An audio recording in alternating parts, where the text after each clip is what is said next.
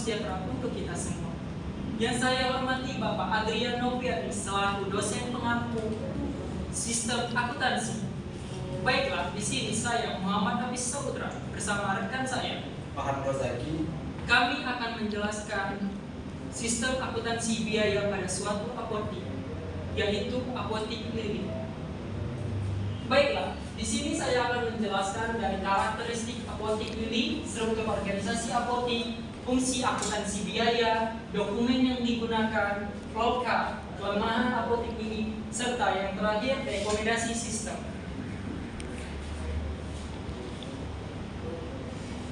Karakteristik apotik keliling. Apotik keliling ini mempunyai karakteristik yaitu menjual obat-obatan dan produk kesehatan seperti vitamin, suplemen, dan peralatan medis. Apotik keliling memiliki tenaga farmasi yang terlatih untuk memberikan saran dan informasi tentang penggunaan obat dan kesehatan umum, dan juga memiliki regulasi ketat dari badan pemerintah seperti BPOM dan Kementerian Kesehatan. Selanjutnya, struktur organisasi pada apotik ini dimulai dari pimpinan, dilanjutkan dari apoteker, selanjutnya asisten apoteker, ke pramuniaga, ke administrasi dan bagian gudang. Selanjutnya, fungsi akuntansi biaya pada apotik keliling dimulai dari penjualan. Sistem akuntansi biaya pada apotik keliling ini memiliki fungsi penjualan, yaitu menjual obat-obatan dan produk kesehatan seperti suplemen dan peralatan medis. Produksi pada apotik keliling menyetok obat-obatan dan produk kesehatan supaya untuk memudahkan proses produksi agar tidak terjadi kekosongan stok yang membuat pendapatan akan berkurang. Selanjutnya, perencanaan dan pengawasan, yaitu membantu dalam perencanaan dan pengawasan produksi dengan mengumpulkan data biaya produksi. Data ini bertujuan untuk biaya produksi dan mengawasi kinerja produksi untuk memastikan efisiensi dan pengendalian biaya yang tepat. Selanjutnya, gudang. Gudang mencatat dan mengontrol persediaan bahan baku seperti obat-obatan dan produk kesehatan. Next, selanjutnya dokumen yang digunakan di apotik ini. Yang pertama yaitu dimulai dari surat order produksi.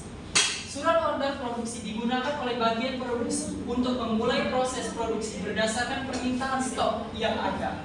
Surat ini dikirim ke bagian gudang untuk melihat ketersediaan bahan baku. Selanjutnya, daftar kebutuhan bahan. Bagian-bagian ini menggunakan daftar kebutuhan bahan yang tercantum dalam surat order produksi untuk mengecek persediaan bahan yang tersedia. Selanjutnya, yang terakhir, daftar kegiatan produksi.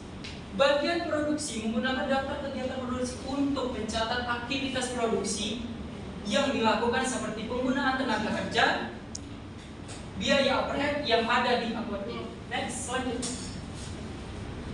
selanjutnya akan dijelaskan oleh rekan saya yang bernama Pak Rozaki. Kepada Pak Rozaki saya persilakan. Baiklah, dokumen yang digunakan pada apotek ini yaitu kartu jam kerja. Bagian produksi ini menggunakan kartu jam kerja untuk mencatat waktu kerja karyawan yang terlibat dalam produksi. Informasi ini digunakan untuk menghitung biaya tenaga kerja langsung. Selanjutnya yaitu laporan produk selesai. Setelah produk selesai diproduksi, bagian produksi akan membuat laporan produk selesai yang berisi informasi tentang jumlah produk yang dihasilkan dan biaya produksi yang terlibat. Selanjutnya flowchart, pembeli data untuk melakukan pembelian obat. Selanjutnya bagian kasir mencatat data penjualan yang akan diteruskan dengan laporan penjualan yang akan diteruskan kepada bagian gudang. Selanjutnya, bagian gudang akan mengecek ketersediaan stok obat.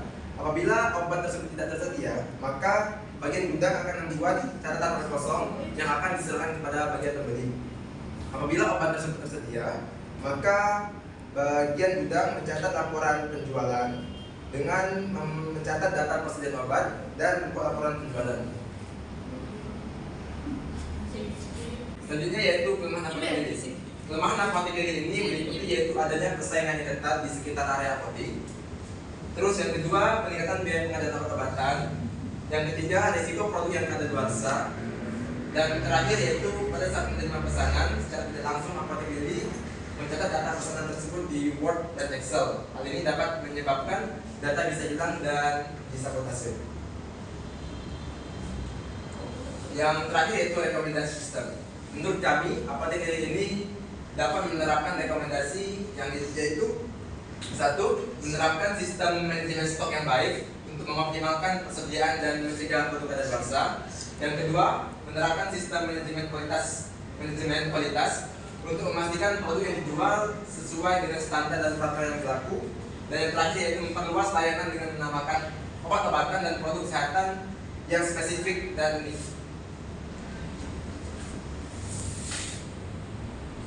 Kesimpulannya yaitu akuntansi biaya dapat diterapkan di apotek ini dengan menggunakan fungsi-fungsi dan dokumen-dokumen yang ada pada akuntansi biaya tersebut.